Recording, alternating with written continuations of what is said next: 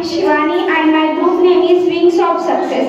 And my group topic is environment. Environment is my responsibility. I introduce my members. Pallavi, Pooja, Srushti, Vaishnavi, Priyanka, Rani and Sangeeta.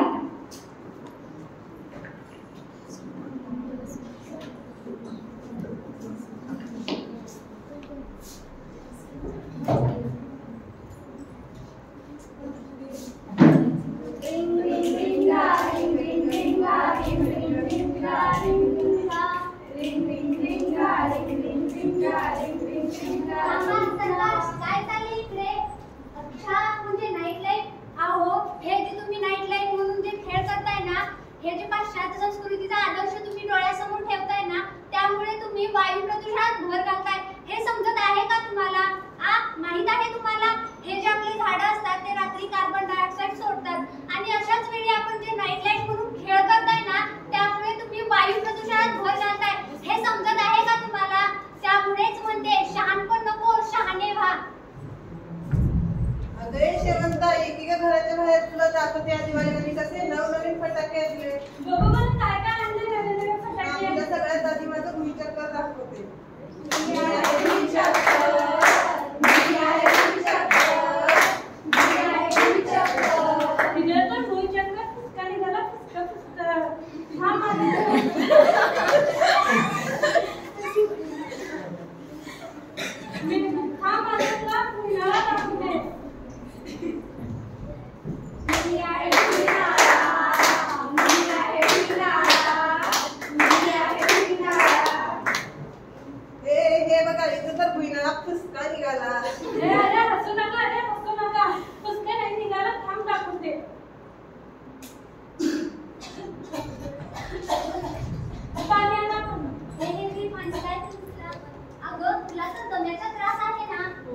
तरी पण फटाके फोडत आहेस.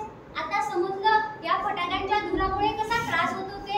या फटाक्यांच्या धुरामुळे फक्त मानवालाच नाही तर पशुपक्षी आणि इतर सजीवांना देखील त्रास होत आहे. तुम्हाला माहित आहे हे जे आपले झाडं असतात ते रात्री जे आपण नाईट लाईफ वगैरे करतो ना, त्यामुळे ह्याच्यावर दबाव येतो आणि वायू प्रदूषण वाढतं. म्हणूनच म्हणते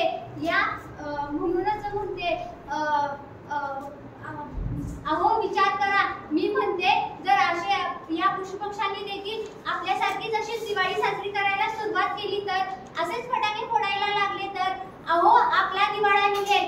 म्हणून त्यामुळेच म्हणते, तुम्हाला आठवत असेल पर्यावरणाने नुकताच एक मोठा विस्फोट केला होता. जर तुम्हाला आठवत नसेल तर मी आठवण करून देते. या बघा.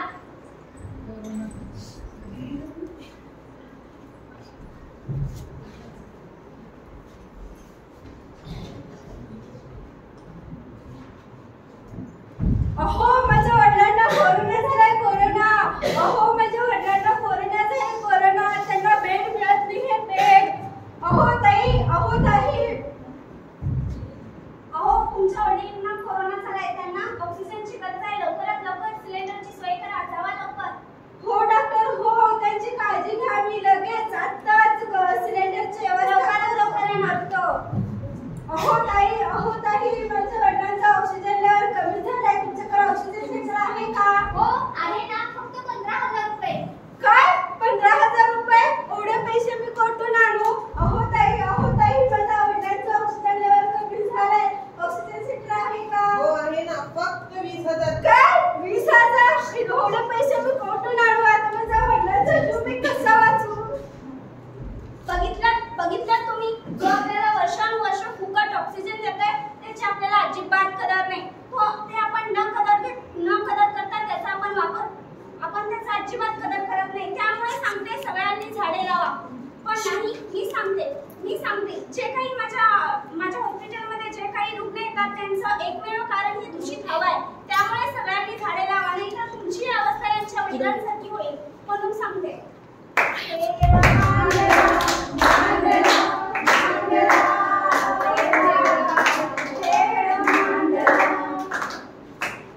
अरे बाय, किती वेदना देणार आहात तुम्ही मला? मी हवा आहे. मला दूषित करू नका. मला दूषित करू पाहून तुम्ही स्वतःचा जीव धोक्यात घालताय. अरे मृत्यू तर अटाळच आहे, पण एवढ्या निंदतेने ते मरू नका. आजच्या परिस्थितीत तुम्ही अशा प्रदूषणात दूषित वायू तुम्ही कदाचित जगू शकाल, पण आजची परिस्थिती सारखी राहणार नाही. याची जबाबदारी कोण घेणार? म्हणून सांगते की हे बेजबाबदारपणे वागणं बंद करा. निसर्गाने आपल्याला काय दिले? निसर्गाने आपल्याला खूप काही दिले. आपण निसर्गाला काय दिले? आपण आपल्या मुला मुलींसाठी, भविष्यासाठी, येणाऱ्या भविष्यासाठी, परिवारासाठी इन्व्हेस्ट प्लॅन करतो, सेव्हिंग करतो, FD बनवतो. इतकेच नाही तर आपण आपली प्रॉपर्टी सुद्धा जपून ठेवतो. पर्यावरणासाठी तुमची काय इन्व्हेस्टमेंट आहे तुम्ही नक्कीच एकदा विचार करा. निसर्ग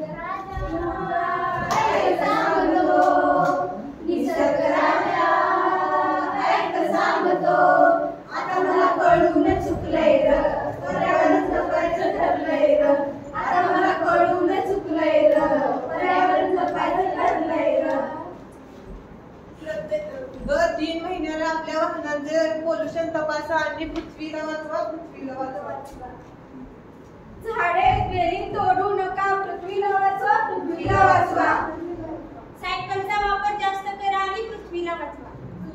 सार्वजनिक वाहनाचा वापर करा. आपल्या घराभोवती झाडे लावा आणि झाडे जगवा आणि पृथ्वीला वाचवा. प्लास्टिकचा वापर कमी करा, पृथ्वीला वाचवा. सर्वांनी वाहनांचा वापर टाळा, पृथ्वीला वाचवा.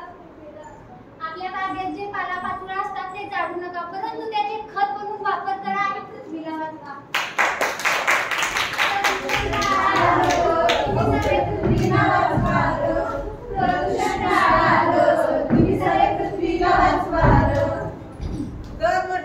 तर मंडळी, जोपर्यंत आपण हे वायू प्रदूषण कमी करणार नाही तोपर्यंत हे वायू प्रदूषण कमी होणार नाही. कारण आपले सरकार प्रत्येक गल्लीबोळात जाऊन वायू प्रदूषणावर नियंत्रण ठेवू शकत नाही.